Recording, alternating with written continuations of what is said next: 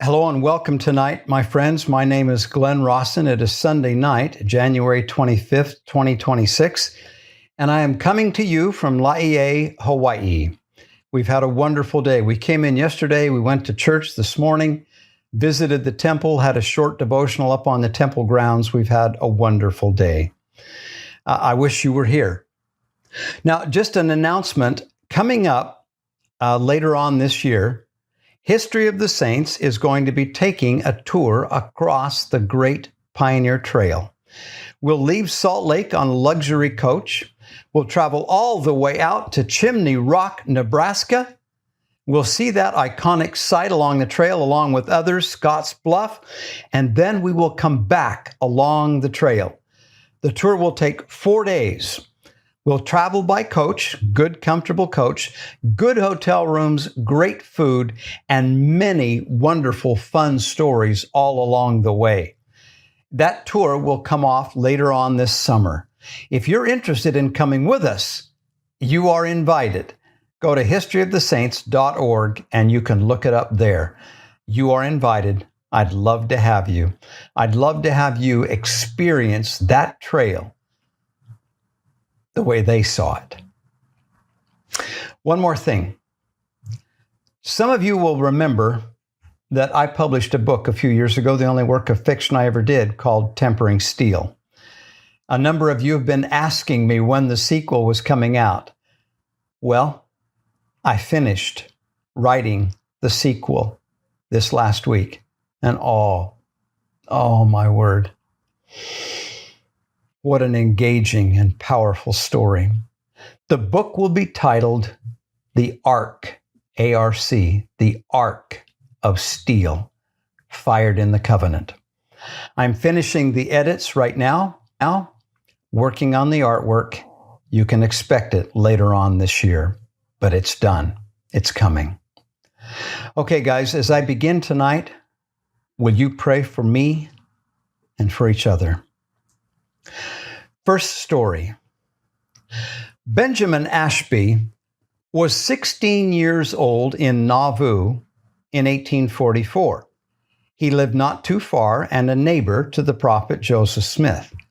Benjamin Ashby was there and saw and was a witness to some very important events in our history. And these accounts that I'm going to share with you ring with truth and simplicity. They come from an ordinary teenage boy, not apostles, prophets, bishops, and church leaders, just a teenage boy. It was June 18th, 1844, when Joseph is reported to have stood on the unfinished frame of the mansion house, of the Nauvoo house, and raised his sword to the heavens and declared his faith to the Nauvoo Legion. Benjamin was in the audience and listening, and he said, I was present when Joseph made his famous speech from the frame of a building in front of his house, where he drew his sword with a declaration never to submit to mobs, but to uphold law and order and liberty of conscience as long as God would give him life. He was there. He saw it. 5 days later, Benjamin was again a witness. I was in my father's garden one morning, that memorable June 1844, when Joseph rode past on his way to Carthage. Never shall I forget the look of deep sorrow that covered his noble countenance. It was the last time I saw him alive. He was met on the way by an officer and a popsy with an order from the governor to return all of the state arms. He turned back to see the order complied with. On getting into town, he called Brother J.B. Noble to accompany him, and with his brother Hiram, they turned off the road, leaving the company and taking a shortcut across the hills. When they were alone, he asked Hiram what the Spirit indicated to him. Hiram replied that he could get no satisfactory answer. Joseph then said, Well, if they kill me, I shall die innocent, and my blood will be required of this nation. This is as near as I remember the testimony of Brother Noble shortly before he died. In the afternoon, Joseph went to Carthage and to his martyrdom. On the evening of June 27th, 1844, the day of the martyrdom, Benjamin describes, "I sat upon the steps of my father's house on the evening of the day of the martyrdom until 12 o'clock, and never before did I hear such an uproar and noises that seemed to pervade the very atmosphere. Dogs howling, mingled with indescribable sounds as though all the legions of the damned were in commotion. Not dreaming of the tragedy that had been enacted that afternoon, I went to bed. At dawn, the sad tale was brought to our ears. The grief and sorrow of the people cannot be pictured. For days, a man, woman, or child could not be found who was not in tears at the loss of their beloved leaders. Soon, the wagon containing the two brothers arrived in the city and passed down to the mansion house, where we visited and viewed their marred features as they lay in the habiliments of the grave." End of quote. And lastly, Benjamin was there, August 8, 1844, the day when all the people of Nauvoo gathered to decide who would lead them now. Benjamin said, "Sidney Rigdon endeavored to have himself elected as the guardian of the church. I was present when he made his silly and boastful speech about leading the church back to Pittsburgh and twirling the nose of Queen Victoria. Too foolish to be worth remembering. I did not know Rigdon when he was in the spirit of his calling, and cannot say what manner of man he was, but when I knew him, he had lost the favor of God, and he was as dry as sticks in his preaching. I was in the congregation when the question of the succession of the leadership of the church was before the people, and I solemnly assert and testify that the last time I saw the features, the gestures, and heard the sound of the voice of Joseph Smith the prophet was when the form, voice, and countenance of Brigham Young was transfigured before the congregation, so that he appeared like Joseph in every particular. Thus the Lord showed the people that the mantle of Joseph had been bestowed on Brigham." Now, brothers and sisters, history does not come from opinions. That's not history. History comes from documents left behind by witnesses who were there. That's where the truth is known. Eyewitnesses. They are, as it were, voices from the dust, like Mormon allowing the people of his past to speak to us in the future about what really happened in the Americas. Our history is full of voices crying from the dust, like Benjamin Ashby. And that is how we know this church is true and belongs to God, by the testimony of witnesses like Benjamin Ashby, notwithstanding he was only 16 years old. Next story. There are many in our history who were valiant, courageous, like the stripling sons of Helaman, who stood up and served and saved this people. One of these was Lot Smith. In 1846, Lot was 16 years old when Captain James Allen of the United States Army came asking for volunteers among the saints to join the Army in the war with Mexico and march off to California. Lot was only 16. He was too young to join.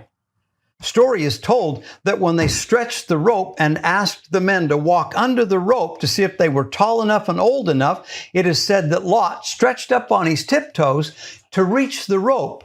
And when no one ever asked him his age, Lot, only 16, was mustered into the Mormon battalion. Later on, as they were marching through Arizona, a lack of water, the men were fainting and collapsing and falling out of the ranks. When the battalion made camp that night, Lot, still hale and strong, loaded up canteens and was ordered to go back along the trail and take water to the men farthest back. But as Lot reached those men who were crying for water, he couldn't resist their pitiful cries and delivered water to all the men all the way back. When it was learned that he had disobeyed orders, Lot was roped by the thumbs and tied to the back of a wagon and forced to march in the burning sun. When the commanding officer, Colonel Philip St. George Cook, learned of the cruel order, he rescinded it, and Lot was let go. Notwithstanding the punishment, Lot never regretted saving his stricken comrades. Years later, the United States Army under Colonel Albert Sidney Johnston was sent by the President of the United States to destroy the people of Utah. It's called the Utah War. In an effort to stop the army without bloodshed, Captain Lot Smith and his men rode out into the plains of Wyoming. They met the Army's supply wagons carrying their food and all that other stuff to support the Army in their war. And Lot ordered the wagon train to turn around and go back.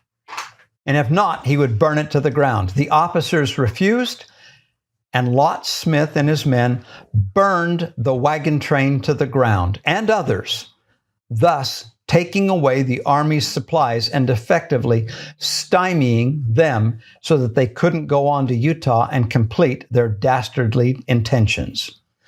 Lot effectively saved the people of Utah. Eventually, Lot was sent south. And this story is told in 1946 about another adventure that happened to Lot during that time he was serving in Mexico. Sally Smith was Lot's granddaughter. She went to the Cardston, Alberta temple with her mother on an expedition, and there she met a man who knew her grandfather. And the man said, and I quote, "I want to tell you a story of your grandfather, Lot Smith. You've probably never heard it, but it's a true story. I was there and witnessed it. Lot Smith did a great service for a whole colony of people, something that no one else could have done. When he was with the Mormon colonists in Mexico, the Mexican citizens who were already there were determined to get rid of the Mormons. So one day, a mob came in to annihilate them, but under the pretense of giving them some chance of saving their lives, they set up this crazy proposition. If any of the Mormons could ride one of their wild Mexican mules, they would spare the lives of the colonists. This Mexican mule had the reputation of being so wild that no one had ever ridden him. So one of the leaders of the mob arrogantly asked, 'Will any of you volunteer to ride it?' Lot Smith stepped forward. Sneeringly, one of the men said, 'Are you the one that's going to try to ride this mule?' And Lot replied, 'I'm not going to try. I'll ride him.' And when he got on, that mule really did all he could to live up to his wild reputation. He bucked, pitched, and spun, employing every trick he knew to be shy of his load. After he found that his rider was sticking to him like a burr, the mule took off like a streak of lightning across the desert. Now you know, the man went on to tell Sally, that your father never let a razor touch his face in his whole life. He had a long red beard. The man said, I will never forget the picture they made as that mule streaked past me like a flash, and Lot Smith stood solidly on his back with that flowing red beard parted in the breeze and streaming out behind him on each side of his face. It looked like streaks of red flames of fire in the sunset. Lot Smith not only did a great service for his church, but through this brave act, he saved all the lives of those people in the Mormon colony in Mexico. There are so many people, that we've never heard of that did a great service to us and for us in our history. One of those was Lot Smith.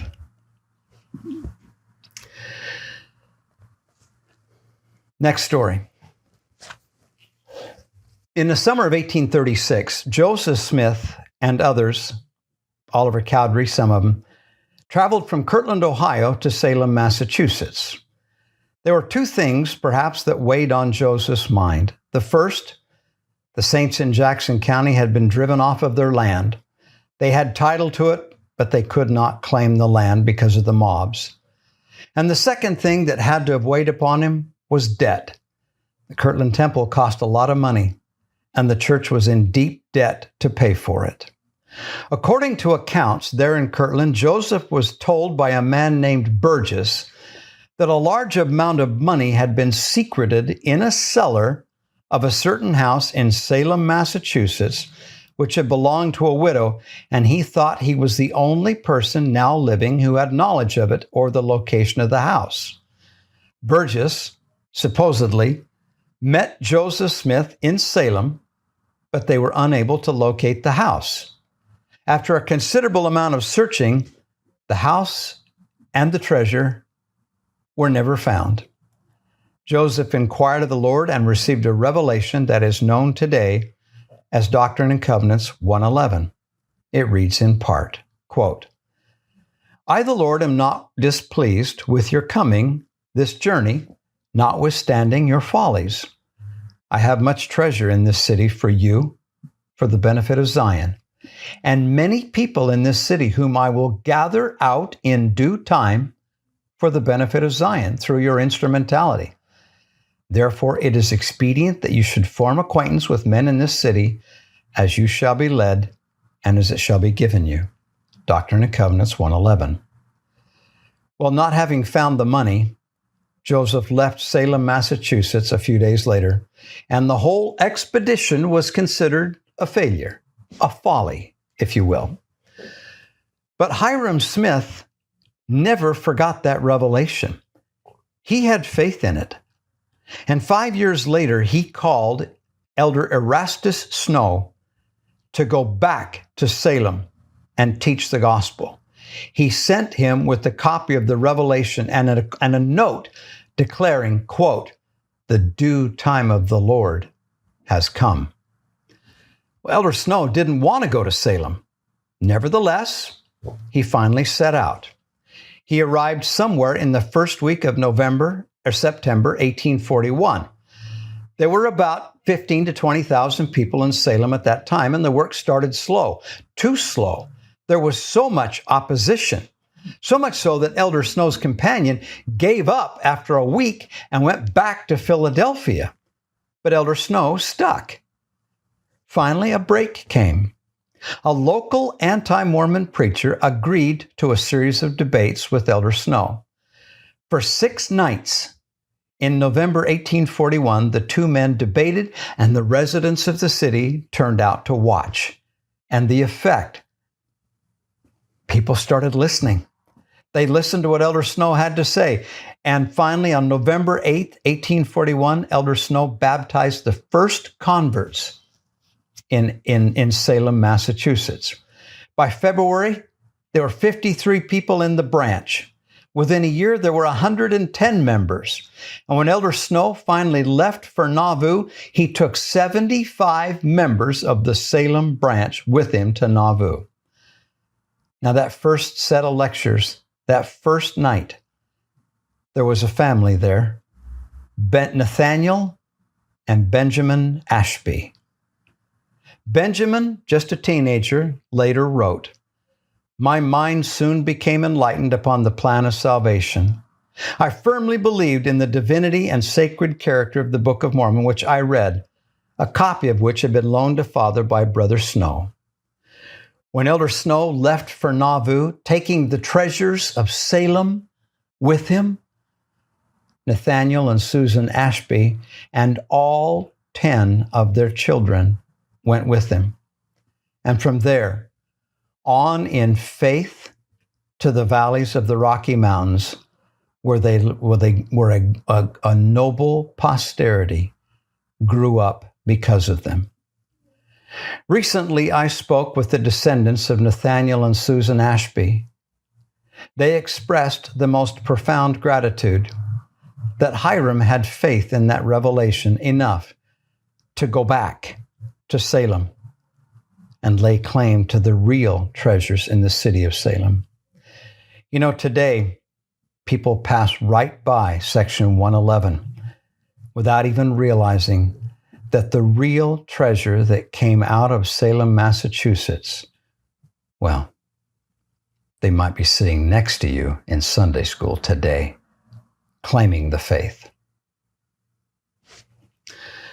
Guys, those stories that I've told you, and one more that's coming about the Ashby family, have been given to me by the modern descendants of Nathaniel Ashby. I love these stories. If you have a story like these about your ancestors, or even from your own experiences of where the Lord has ministered to you, and it's appropriate to share, please send me your stories. You have no idea how much good, or someone might specifically need to hear the story you could tell. Next story. I don't know if I can articulate this one, but I'll try. In 622 BC, the Temple of Solomon was a wreck. And worse, the ordinances of the temple had become corrupted. The people of Israel were in a state of apostasy. King Josiah was a righteous man. He ordered the temple to be cleaned and restored. And while doing that, they found the book of the law of the Lord, the scriptures. Up to that point, Israel had possessed the temple, but not the scriptures to know what to do with it. How they lost the scriptures, I don't know.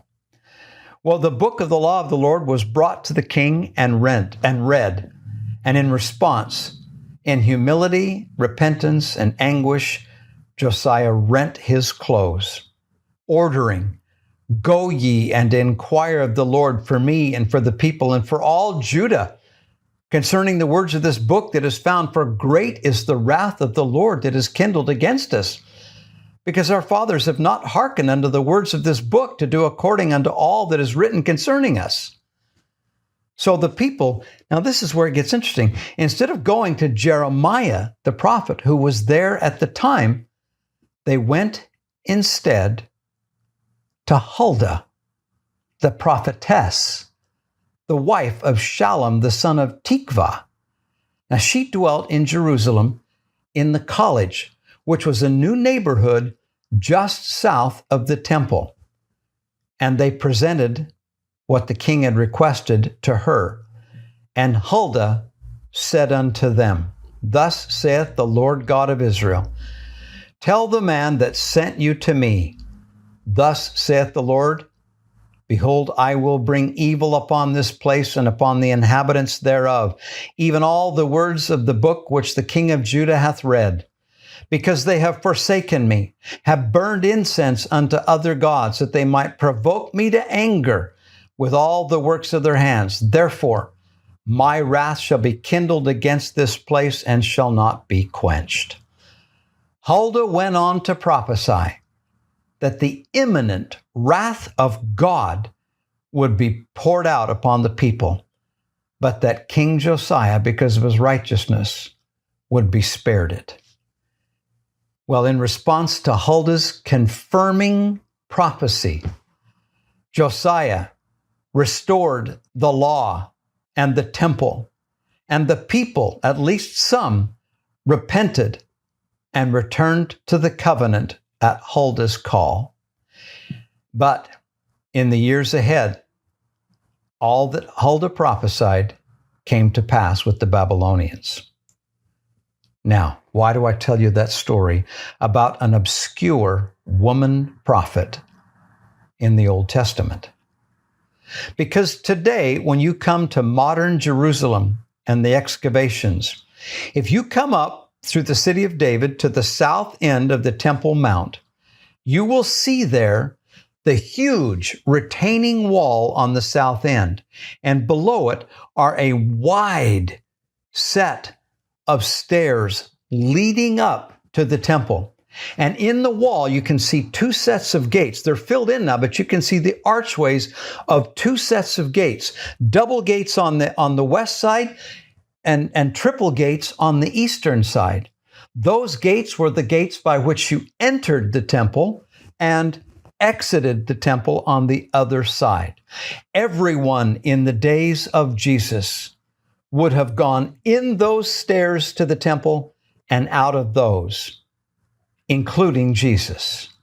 Those are the stairs today where you can literally walk where he walked. Those stairs and those gates are named after Huldah, the Huldah gates. For 2,000 years, those stairs have been called after Huldah, the prophetess who called Israel back to their temple covenants. Brothers and sisters, you can go to Jerusalem today, and if you understand the story, Huldah is calling out as a voice from the dust across the centuries. Purify yourselves, humble yourself, repent, and ascend up to the presence of God and honor your covenants. Stand with honor in the new and everlasting covenant. The wrath of God is coming. Do not let it come down upon you. Next story. Back in the days when I taught seminary, I used to joke with my students all the time that it's true. All dogs go to heaven. It's true. The Lord saves all his creatures, even and especially the animal kingdom. Don't be surprised if you get beyond the veil and your pets are more saved than you might be. Why? Because they abide the measure of their creation and will be saved. This story is about Lamar Ashby, as told to me by his son, Jared. He said, "Dad grew up in the Great Depression and World War II. He was always farming with horses in his childhood, and so it was always a dream of his to have a good team of horses. In about 1993, he set out to make this dream come true and was able to purchase his first team of draft horses, Nettie and Stormy. Nettie was a very good horse. In fact, you probably don't get much better than her. Stormy, on the other hand, well, her name didn't do her justice. One day, Dad was out in the south field working with the horses, and all of a sudden, Stormy decided she didn't want to pull the wagon up a little hill. So she reared over backwards and then stood up backwards in the harness. Dad handed the reins over to Mom and got off to try and untangle things. At that point in time, Stormy decided to rear over backwards again, this time landing on top of Dad, pinning his legs and hips to the ground and pushing his head and shoulders underneath Nettie. Nettie had one front hoof under Dad's arm and the other front hoof right next to his ear. This time, Stormy couldn't get up, though. And every time she tried to get up, she would roll towards Dad's chest, making it impossible for him to breathe. But when she did that, she would roll up against Nettie's legs. And she tried multiple times. Now, you get the picture? If Stormy continued to roll, she would have pinned Dad. But the legs of Nettie, the other horse, are stopping Stormy from pinning him and crushing his chest. The other thing, what if in all of that commotion of her harness mate thrashing around, what if Nettie had picked up one of those monstrous hooves and brought it down either on the arm or on Lamar's head? You get it? Stormy tried to get up multiple times, but each time Nettie just stood there like a rock and did not move. Mom finally, he said, left and went to the house to fetch a knife. She came back and proceeded to cut the harness loose off of Stormy, allowing her to roll the other way and get up and get free. The whole time, Nettie stood there like Dad's guardian angel, standing over him, protecting him. End of quote. I love that story. There are some beloved pets and horses I had when I was young. I can't wait to see again when I step through to the other side of the veil.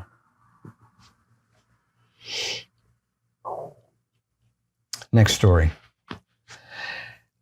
How important is it, guys, to be a careful, conscientious, and true parent? More important than we think. I was in the kitchen one Sunday afternoon making bread. I dearly love hot homemade bread. It's a tradition in my family. Well, on this particular day, I was making the bread, and my son, Adam, who was only 3 at the time, was sitting on the counter beside me, helping me.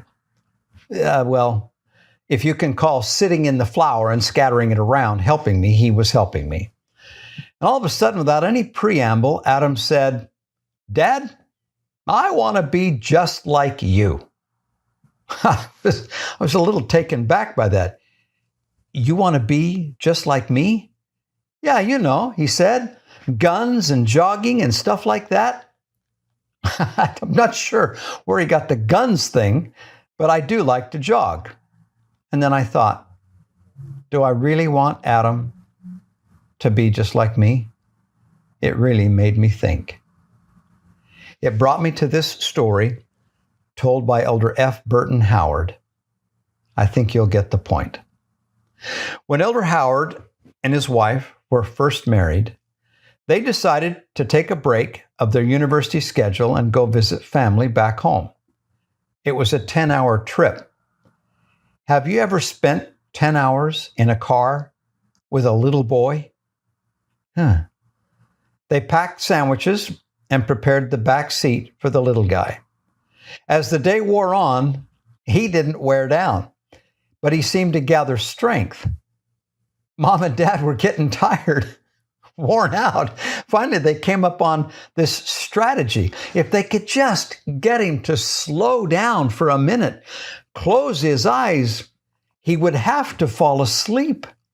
So the idea they came up with was a game of hide and seek. You ever tried to play hide and seek in a car? Well, this is how they did it. A passenger in the front seat, in other words, Mom and Dad, would crouch down and hide while the little guy would hide in the back seat his eyes. After a few seconds, they would say, "Okay," and the son would bound over the seat and say, "I found you."